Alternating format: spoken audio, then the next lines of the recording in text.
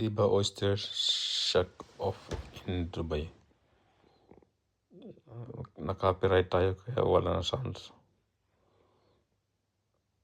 Ako yung sa pangalawa sa linya.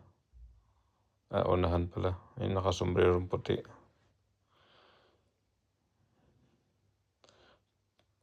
Pabilisang matapos ang 12 peraso na oyster.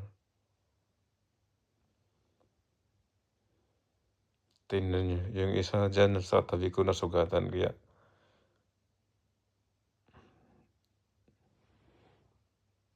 hindi na siya pwedeng mag-join sa contest. Kabayan din yun. 3 kaming kabayan. Yun yung naka-pink kabayan din yun.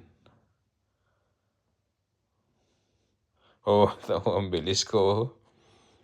58 seconds lang tapos ko na yung 12 piraso. Na-injured yung kami ni kabayan. Automatic, hindi ka na pwedeng mag-join sa competition pag nasugatan ka. Yung timer, sabi niya, ikaw nang panalo. Pati yung organizer, napakabilis mo, sabi nga sa akin. Kita mo yung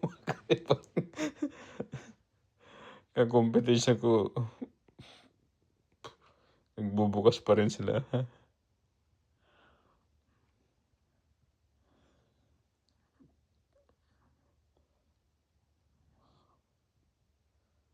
Kanya-kanyang presentasyon ng mga iba't ibang hotel sa Dubai.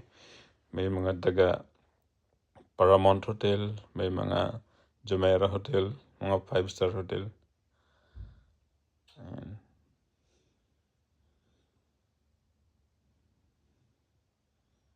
Kawawa nung si kabayan dyan eh. Grabe dugo ng kamay niya. Tamang ganyan.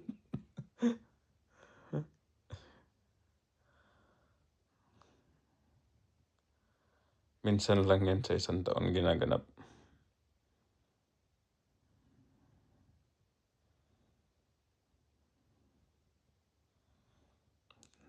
Salamat guys sa panonood.